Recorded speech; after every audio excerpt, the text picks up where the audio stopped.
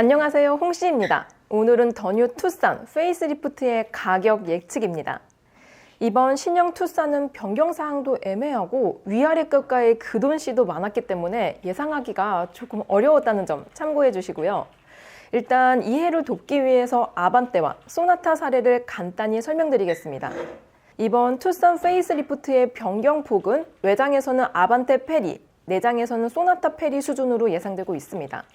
쉽게 말해서 아반떼와 소나타의 중간 수준으로서 과거 아반떼는 평균 4%, 소나타는 평균 8%가 인상이 되었습니다. 금액으로는 97만 원, 244만 원이에요. 여기에 트림별로의 인상 가격의 평균을 한 번 더 계산해서 중간치를 투싼에 대입을 해보면 이번 신형 투싼의 시작 트림은 6%, 중간 트림에서는 7.5%, 최고 트림에서는 4.5%가 인상된다라고 예상할 수 있습니다. 이거를 가격으로 환산하면 모던 트림은 2,759만 원, 프리미엄은 3,111만 원, 인스포레이션은 3,408만 원이 됩니다. 평균적으로는 158만 원이 인상이 된 거예요. 트림별로는 중간 트림에서의 인상폭이 가장 높고 최고 트림 인상폭이 가장 낮게 잡히는 소나타 타입의 가격 책정이 적용될 전망입니다. 즉, 이번 신형 투싼의 가격 책정은 아반떼보다는 소나타를 따라간다라고 예측이 됩니다. 그래서 제 예상치를 기준으로 위아래급의 그돈시를 따져보면 일단 기존 투싼은 코나와의 가격 차이가 평균 101만 원이었습니다. 즉 100만 원만 더 내면은 급을 올릴 수 있는 선택의 폭이 있었던 점이 없지 않아 있었습니다. 다만 이번 신형 투싼이 제 예상 수준으로 인상이 된다면 평균 274만 원으로 벌어지게 되고요. 명확한 구분이 생깁니다. 참고로 위급인 산타페와는 평균 984만 원이었던 차이가 811만 원으로 줄어들긴 했어요. 다음으로 스포티지와의 차이를 비교해보면 신형 투싼은 스포티지 대비 평균 173만 원이 더 비싸지게 됩니다. 그만큼 기본 옵션 면에서 투싼이 스포티지보다 뭐가 많아야 된다는 건데요. 다만 이 갭 차이만큼 뭔가 더 많이 주지는 않을 것 같습니다. 왜 그런지는 잠시 후에 알려드릴게요. 아무튼 스포티지를 기준으로 기본 옵션을 예상해보면 먼저 지능형 안전기술 면에서는 후석 승객 알림 기본, 선택 옵션으로는 전방 충돌 방지 보조와 후측방 충돌 방지 보조 감지 범위가 확대될 것 같습니다. 이거는 미진했던 부분을 보강, 그리고 소프트웨어 업그레이드로 큰 차등을 둘 부분은 아닙니다.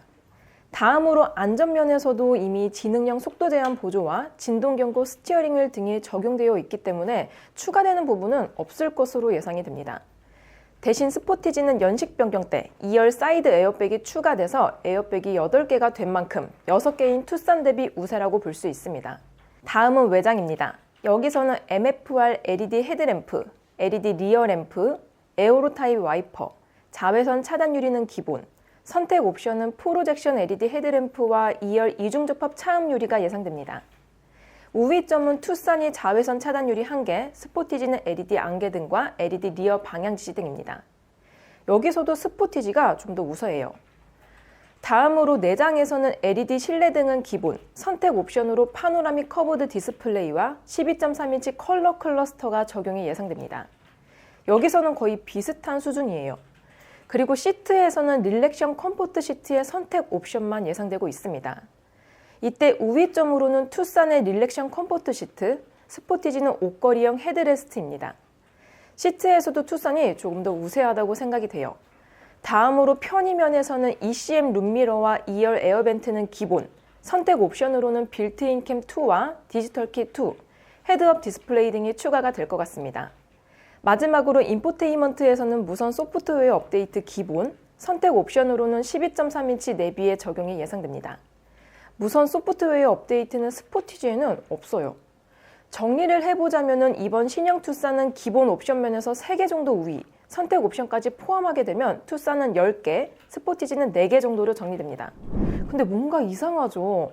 가격 차이 대비 기본 옵션 차이가 그렇게 많지 않다고 생각이 되는데요. 바로 이거는 파워트레인 변경 때문입니다. 일단 현재 투싼은 DCT 7단을 쓰고 있습니다. 근데 제 예상으로는 자동 8단이 들어갈 것 같은데요. 이에 따라 인상된 가격의 상당 부분을 자동 8단 값으로 책정을 한다면 눈에 보이는 외장이나 기본 옵션의 파이는 적어지게 됩니다.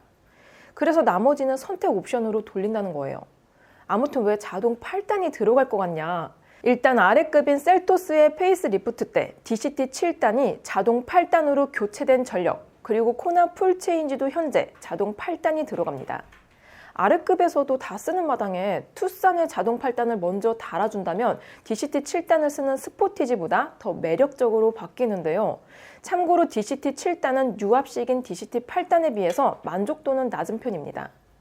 즉, 이번 신형 투싼에 자동 8단이 들어간다면 DCT 7단을 라인업에서 아예 뺀다는 게 확정이 될 것 같고요. 반대로 말하자면 다음 스포티지 신형에서도 자동 8단이 도입될 가능성이 높다고 볼 수 있습니다.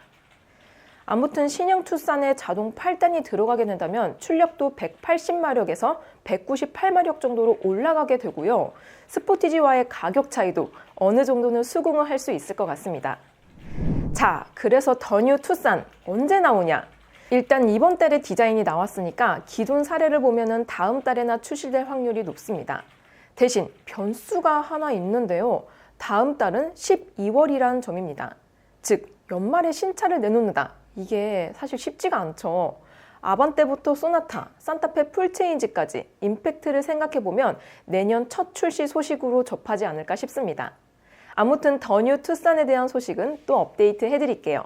오늘도 저의 영상이 재밌고 도움이 많이 되셨다면 좋아요와 구독, 그리고 알림 설정까지. 다음 시간에 또 뵐게요. 안녕. 빵!